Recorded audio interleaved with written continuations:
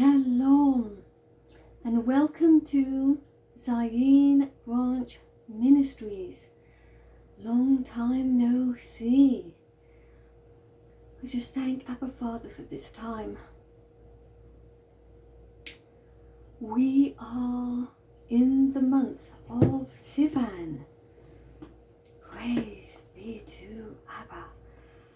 And we have just come through Shavuot Pentecost, the time that Abba Father gives the Torah to us and the Bnei Israel, the children of Israel. And today is the 9th of June 2022, and it is the 10th of Sivan 5782. So we've just come through Shavuot Pentecost, another Moedim appointed time that Abba Father has asked us to keep. And it is a continuation from, of course, Purim, leading us into the harvest of the barley harvest festival, which is Passover. And we have moved into and through now Shavuot, which is the wheat festival of the wheat, and the ingrowing gathering of Yeshua's people and us, Christians, grafted into the Bnei Israel, all coming together for Shavuot to receive Abba Father's Torah. First 5 books of the Bible, which are the words of Yeshua. They are Yeshua. If you want to walk in his ways, continue our renewing of our minds, then a continuation and continual renewing and reading of his Torah every Shabbat, the 7th day, Saturday, to come and honour our Abba Father. So I will start with a prayer. Shema Israel, Adonai Eloheinu, Adonai Echad, Baruch Shem Kevod, Malchuto Leolam Vayed.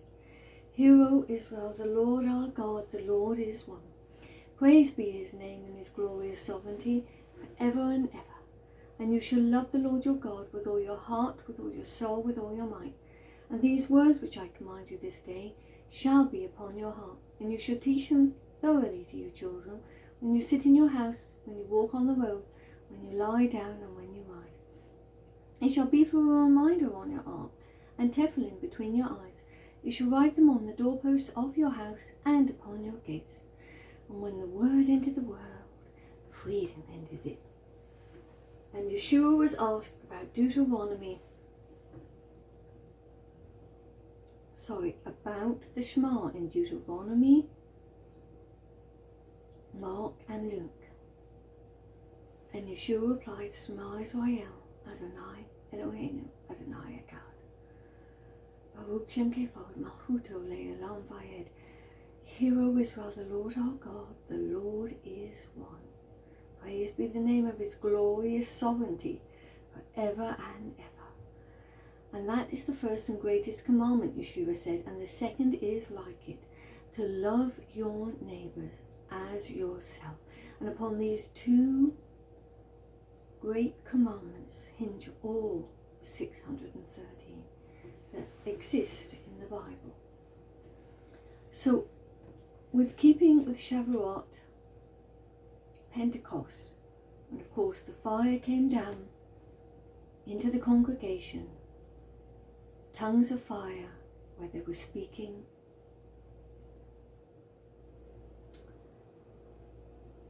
in words and different languages that each one couldn't understand, because it was a different language from their community and their land. So that was Pentecost, which is Shavuot, and they all gathered together, and of course that was our Abba Father asking us to gather together for such a time as this on his Moedim appointed time, which was Shavuot Pentecost. So with that I will start reading Ruth, the Book of Ruth, which is read during this time, because it is Abba Father explaining to us Christians that we are grafted into the Hebrew congregation, and that he wants us to glean from his fields, not any of the other fields in the world that are presented to you. The fields of Boaz, which is a foreshadow of Yeshua. He was a kinsman redeemer for Ruth. And Abba Father is asking us and telling us throughout all of this, who are you going to stand with? Are you going to stand? Are you going to be engrafted into the Bnei Israel, the children of Israel? Are you going to love them as you love yourself? Because that is, you love Bnei Israel, the children of Israel. You love Yeshua, since he was Jewish. So the whole book of the Bible is asking us to love Israel, to love the Bnei Israel, to be grafted into them, to walk with them, walk in their ways, pray for them.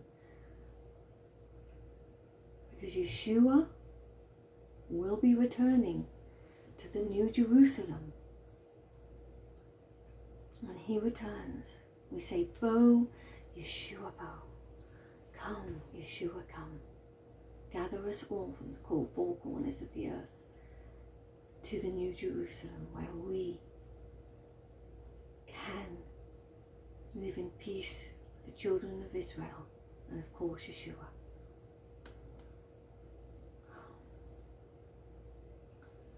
Our Father who art in heaven, hallowed be your name. Your kingdom come, your will be done, on earth as it is in heaven.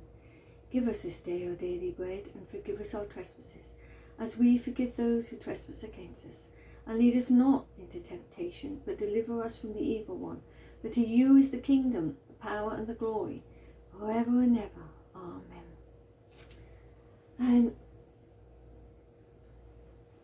so Ruth is a very prophetic book. A wonderful book that's just full of prophetic meaning. So we'll only touch on a few of the meanings, the most important ones at the moment. May the words of my mouth, Abba Father, and the meditations of my heart always be acceptable to you. So this is Elimelech's family in Moab. It came to pass in the days when judges were governing, there was a famine in the land. A man went from the town of Bethlehem in Judah to dwell in the region of Moab, with his wife and his 2 sons. The man's name was Elimelech. His wife's name was Naomi, and his 2 sons were named Mahlon and Chilion. And they were Ephrathites from Bethlehem in Judah. They came to the region of Moab and remained there. Then Naomi's husband Elimelech died, so she was left with her 2 sons. They married Moabite women. One was named Orpah, and the second was named Ruth. And they dwelt there about 10 years. And those 2, Mahlon and Chilion, also died. So the woman was left without her children and her husband. And she got up along with her daughters-in-law to return from the region of Moab, because in the region of Moab she had heard that Adonai had taken note of his people and given them food. So she had heard Abba Father had taken note of his people His people meaning Bnei Israel, the children of Israel, and gave them food. So of course, whenever we're grafted in to the children of Israel, Yeshua, we are going to be given our food. We are going to be fed the Word of God and the food that we need to sustain ourselves. So she left the place where she was along with her 2 daughters-in-law, and they started out on the road to turn to the land of Judah, to return to the land of Judah. So Naomi said to her 2 daughters-in-law, "Go, return each of you to your mother's house. May Adonai show you the same kindness that you have shown to the dead and to me. May Adonai grant that you find rest in each of you in the house of her own husband." And she kissed them, and they wept loudly. "No," they said to her, "we will return with you to your people." You see, because they were not of the Bnei Israel, the children of Israel, but they wanted to go with Naomi to return. "We will return with you to your people." Now Naomi said, "Go back, my daughters. Why should you go with me? Do I have more sons in my womb who could become your husbands? Go home, my daughters. I am too old to have a husband. Even if I were to say that there was hope for me and I could get married tonight and then bore sons, would you wait for them to grow up? Would you therefore hold off getting married? No, my daughters, it is more bitter for me than for you. For the hand of Adonai has gone out against me." Which of course wasn't true. Again they broke into loud weeping. And then Orpah kissed her mother-in-law goodbye. And Ruth clung to her. So of course Ruth had more faith. She loved the children of Israel. She loved Naomi. She loved her God, her Adonai, her Abba Father. So she clung to Naomi. She said, "Look, your sister-in-law is going back to her people and her gods meaning Baal, and all the other gods that were worshipped at the time, all the other people." Naomi was telling Ruth that Orpah was going back to her gods.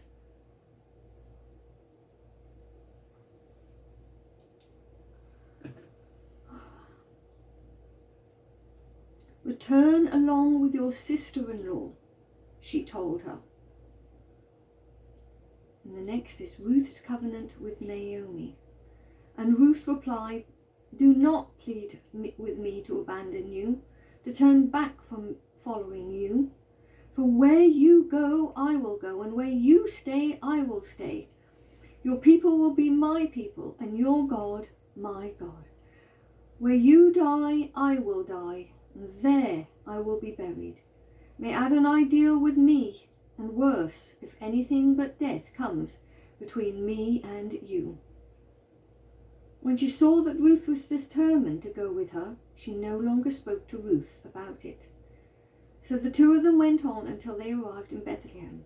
As soon as they arrived in Bethlehem, the whole city was excited because of them, and the women asked, "Is this Naomi?" "Do not call me Naomi," she told them. "Call me Mara, since Shaddai has made my life bitter. I went away full, but Adonai has brought me back empty. Why should you call me Naomi, since Adonai has tested against me, and Shaddai has brought calamity on me?" So Naomi and her daughter-in-law Ruth, the Moabites, returned from the region of Moab. They arrived in Bethlehem at the beginning of the barley harvest, which was, of course, the time leading up to Passover. So Ruth chapter 2, gleaning in Boaz's field. Now Naomi had a relative on her husband's side from Elimelech's family, a prominent man of substance, whose name was Boaz. Ruth the Moabite said to Naomi, "Please let me go out to the field and glean grain behind anyone whose eyes I may find favour." Naomi said to her, "Go ahead, my daughter." So Ruth went out and gleaned in the field behind the reapers. She just so happened to be in the field of Boaz, who was from Elimelech's family.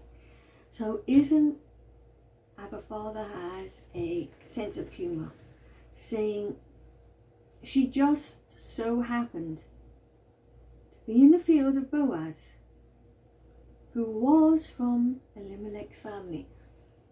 Abba Father knew he was sending her to the field, to the lineage of Yeshua, that led to the lineage of Yeshua through David. Of course, Abba Father knew that. He directed her footsteps because he knew how much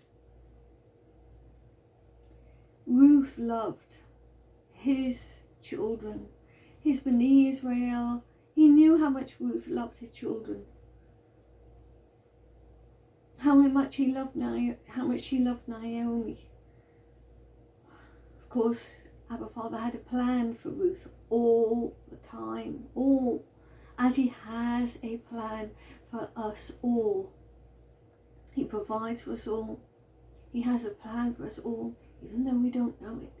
We step out in faith. We step out in faith. Because Abba Father is so good, he has a plan for us. Of course, Naomi was being led by the Ruach Kodesh in her heart and mind and soul and spirit. And of course, as well, Ruth was led by the Ruach Kodesh to go into the field, to find favour with the Bnei Israel, and to reap the barley, the wheat in the fields. Our Father is so good. Soon after Boaz arrived from Bethlehem, he said to the harvesters, "Adonai be with you." They replied, "May Adonai bless you." Then Boaz asked the foreman of his harvesters, "Whose young woman is this?" "She is a Moabite woman who came back with Naomi from the region of Moab," the foreman replied. "She asked, 'Please allow me to glean and gather among the barley sheaves behind the harvesters.' So she came and has been working in the field since morning until now, except for a little while in the shelter." So of course, Ruth was determined in her steadfastness through everything she did to survive. She followed through her heart, her soul and mind. She was steadfast, and that was shown. People saw it. And Boaz said to Ruth, "Listen to me, my daughter. Do not go to glean in another field or even pass on from here, but stay close to my female workers." And of course, that is Boaz telling us, do not go into other fields to reap, to get your blessings, because Abba Father only has one field for us, through the lineage of Yeshua, through Yeshua, through the lineage of Boaz into David, that leads to David and into Yeshua. Abba Father doesn't want us going to any other fields to reap. Only the Bnei Israel, to be grafted into the Bnei Israel, the children of Israel, Abba's chosen, Abba Father, our God's chosen people. He's clearly telling us throughout this whole book of Ruth, do not go into other fields that teach the wrong ways, lead you astray. Do not go into those fields.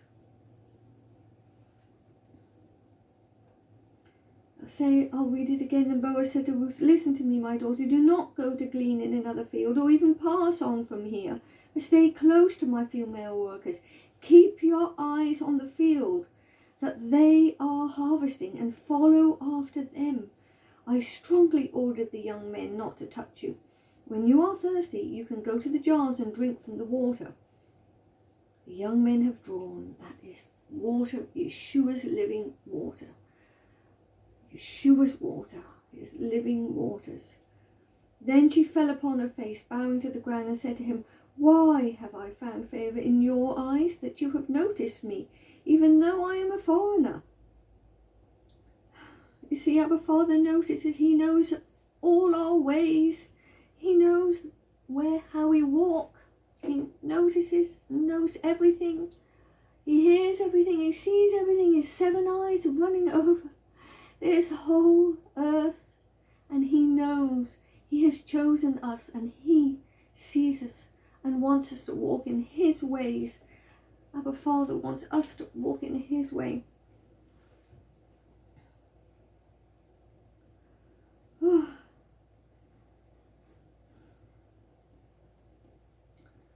Boaz replied and said to her, all that you have done for your mother-in-law since your husband's death has been fully reported to me.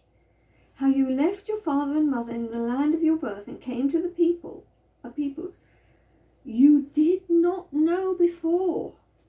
This is us. Abba Father's asking us, for us to come to the people that we did not know before, to his people, his Bnei Israel. May Adonai repay you for what you have done, and may you be fully rewarded by Adonai, the God of Israel, under whose wings you have come to take refuge. Amen ve'amen. We are under Abba Father's wings, God, the God of Israel's wings. He keeps us under his wings of refuge, under his tabernacle, his tent of refuge. Of course, we are going to be celebrating Tabernacles, the next greatest feast. Amen ve'amen. Cannot wait for that coming up. Oh, in October of this year, of the year 5783, we will be under Yeshua's tabernacle, under Abba Father, the God of Israel's wings, to take refuge.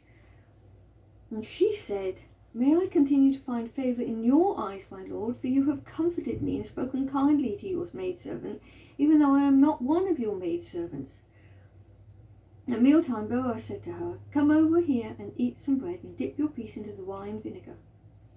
So she sat beside the harvesters, and he held out to her a roasted grain. She ate until she was full, and some was left over. When she got up to glean, Boaz gave her orders to his workers, saying, let her glean even among the sheaves. Do not humiliate her. Also be sure to pull out some grain for her from the sheaves and leave them for her to pick up, and do not rebuke her. Oh, Abba Father. So she gleaned in the field until evening. When she thrashed what she had gathered, there was about an ephah of barley. She carried it back to town, where her mother-in-law saw what she had gleaned, and Ruth took some out and gave her what was left over after eating her fill. Her mother-in-law asked her, where did you glean today? Where did you work? May the one who noticed you be blessed. She told her mother-in-law with whom she had worked, and she said, the name of the man for whom I worked is Boaz. So Naomi said to her daughter-in-law, may he be blessed by Adonai, who has not stopped his kindness to the living or to the dead. Naomi said to her, this man is closely related to us. One of our kinsman redeemers, of course, a foreshadowing of Yeshua, our Redeemer, our Messiah. So Boaz was a foreshadowing in the lineage leading up through David and to Messiah, our Yeshua. Then Ruth the Moabite said, he even said to me, stay close to my workers until they have finished the entire harvest. Naomi answered her daughter-in-law Ruth, it is good, my daughter-in-law, that you go out with his female workers, so that you will not be harmed in another field. So you see, we have to stay close to the Bnei Israel, to keep and stay grafted in with them, so that we will not be harmed by any other teaching, any other congregation, any other services that are not teaching correctly.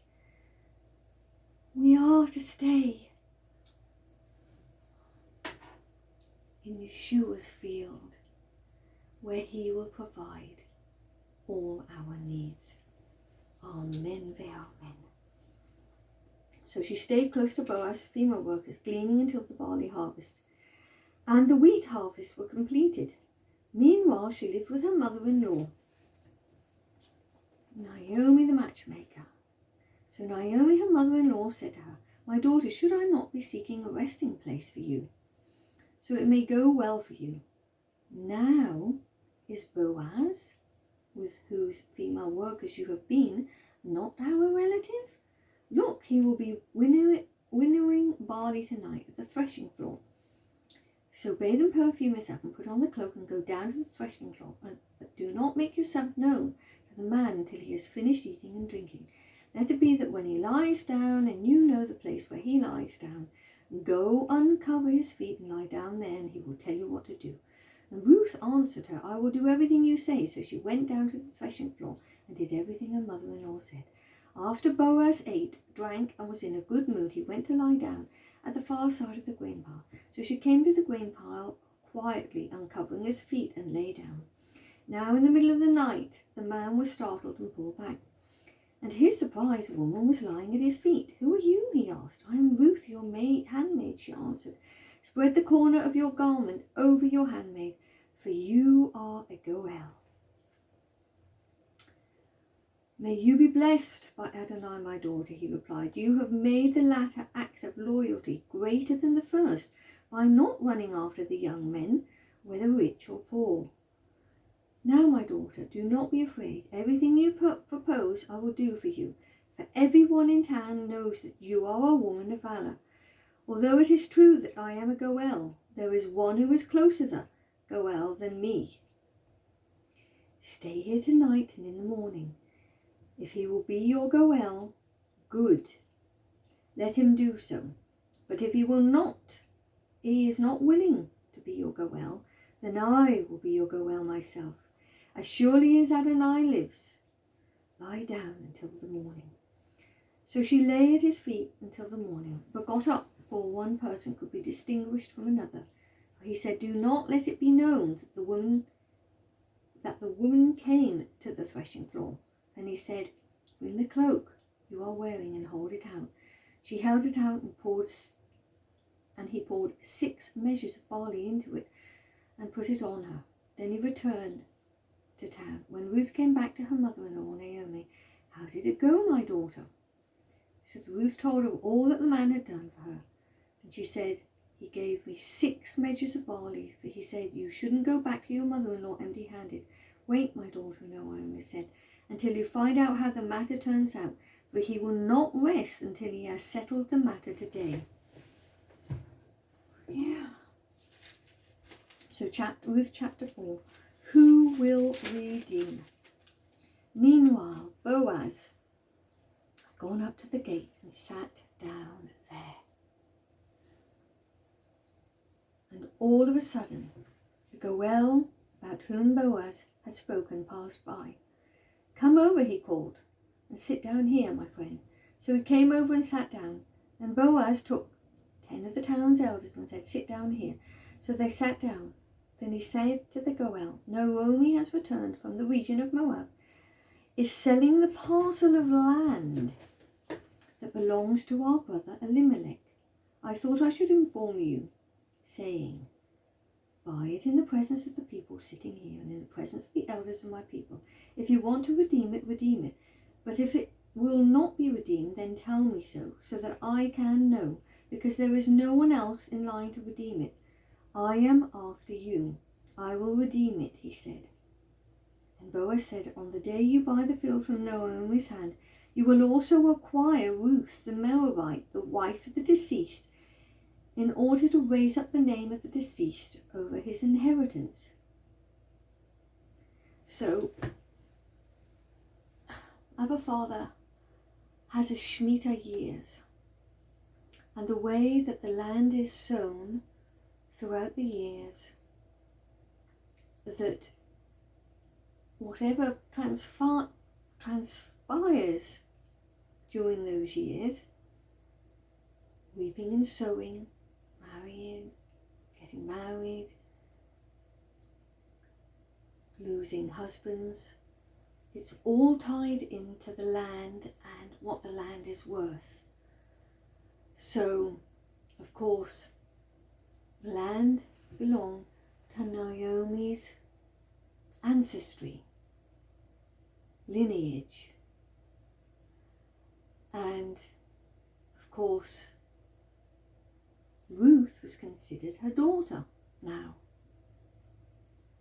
and didn't have a husband. So whomever was going to be buying the land, they were also going to be, Ruth would be coming, Naomi would be coming with the land, but Ruth, being of marrying age,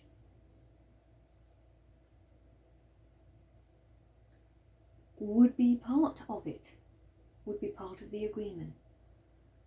The Redeemer, of course, she would be redeemed through Boaz. And that is also tied in with Abba Father and his Shemitah years and reaping and sowing, and the land and the lineages, of course, of the 12 tribes of Israel, the land of Israel. There's just so much to glean from this Book of Ruth. It's unbelievable. So chapter 4 again. I'll go back to 4:4. I thought I should inform you, saying, buy it in the presence of the people sitting here, and in the presence of the elders of my people. If you want to redeem it, redeem it. But if it will not be redeemed, then tell me, so that I can know, because there is no one else in line to redeem it. I am after you. I will redeem it, he said. And Boaz said, on that day you buy the field from Naomi's hand, you will also acquire Ruth the Moabitess, the wife of the deceased, in order to raise up the name of the deceased over his inheritance. The kinsman said, then I cannot redeem it for myself, or else I might endanger my own inheritance. You take my right of redemption for yourself, for I cannot redeem it.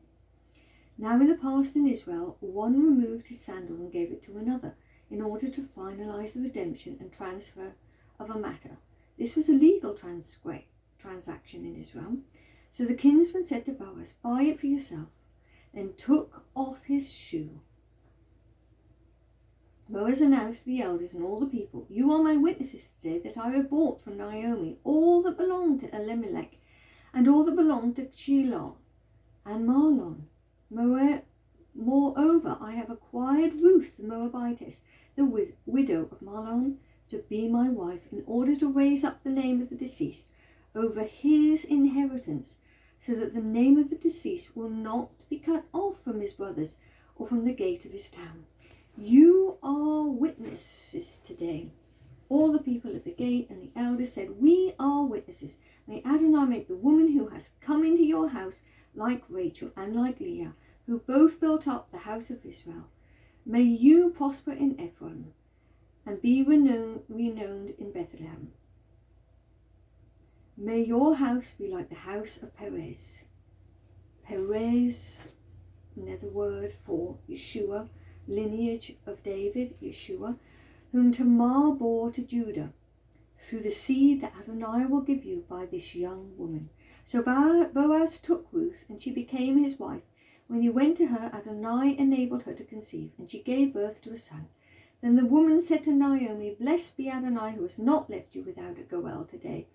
May his name be famous throughout Israel. Moreover, he will be to you a renewer of life and a sustainer of your old age, for your daughter-in-law, who loves you and is better to you than 7 sons, has given birth to him. Naomi took the child and held it to her bosom and took care of him. The neighbouring woman gave him a name, saying, a son has been born to Naomi. So they called him Obed. He was the father of Jesse, the father of David. These are the generations of Perez. Perez fathered Hezron. Hezron fathered Ram. Ram fathered Aminadab. Aminadab fathered Nahshon. Nahshon fathered Salmon. Salmon fathered Boaz. Boaz fathered Obed. Obed fathered Jesse. And Jesse fathered David. Amen ve'amen to his holy name. And of course that is the lineage of Yeshua. And that is the whole meaning of Shavuot, of Pentecost. That the word came down, pillars of fire, into the congregation, gathered together. They were all gathered together with one accord, worshipping Abba Father. And the Ruach HaKodesh, the Holy Spirit, came down upon the whole congregation.